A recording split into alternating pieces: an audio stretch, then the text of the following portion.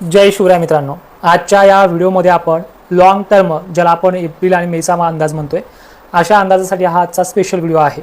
मित्रांनो, सध्या या फेब्रुवारी महिन्यात जो चालू आहे हा पाऊस हा किती दिवस राहील हा प्रामुख्याने सतत विचारला जाणारा जो काही प्रश्न आहे याचंही उत्तर या व्हिडिओमध्ये आहे।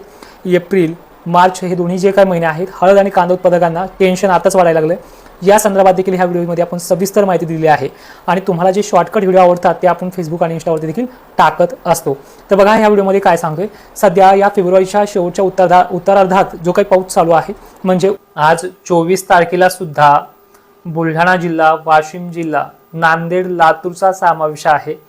यवतमाळ सुद्धा आहे, इकडे नाशिकचं आणि मालेगाव, धुळे, जळगाव या भागात तुरळक ठिकाणी, पण नाशिक भागामध्ये अनेक ठिकाणी आभाळ मात्र चांगलं सक्रिय होईल। हा परिसर नाशिक क्षेत्राबरोबरच अहिल्यानगरच्या काही मोजक्या भागांना देखील पावसाची शक्यता असणार आहे। पावसाच्या सरी काही ठिकाणी हलक्या तर काही ठिकाणी मेघगर्जनेसह वादळी वाऱ्यासह राहण्याची शक्यता आहे। लातूर आणि नांदेड पट्ट्यामध्ये पाऊस अजूनही 26 ते 27 तारखेपर्यंत कायम राहणार आहे।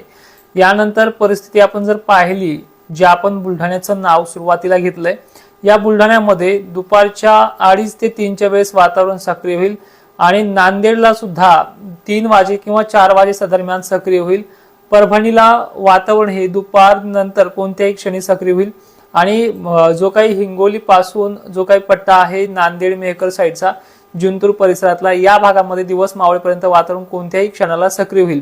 आता थोडं सविस्तर जाणून घेऊयात। यवतमाळ, कारंजा, लाड या पट्ट्यामध्ये देखील वातावरण सक्रिय राहणार आहे। वाशिम जिल्ह्यातला हा भाग देखील सक्रियतेच्या रडारवरती आहे संध्याकाळपर्यंत का होईना।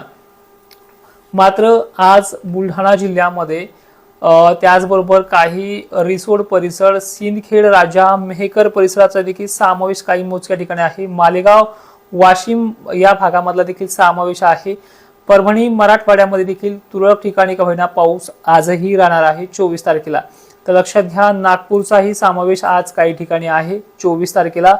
त्यानंतर परिस्थिती नागपूरबरोबरच अकोल्याच्या भागामध्ये आहे।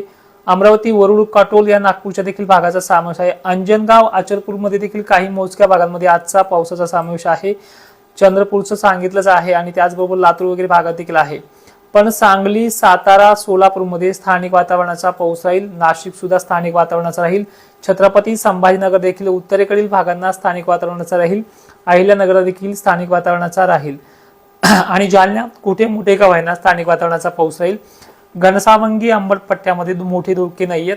त्याचबरोबर मंठ्यामध्ये सुद्धा जे काही उत्तरेकडील भाग आहेत, जे लोणार वगैरे साईडला मोडतात, या भागामध्ये काही ठिकाणी आज अपवाद राहतील।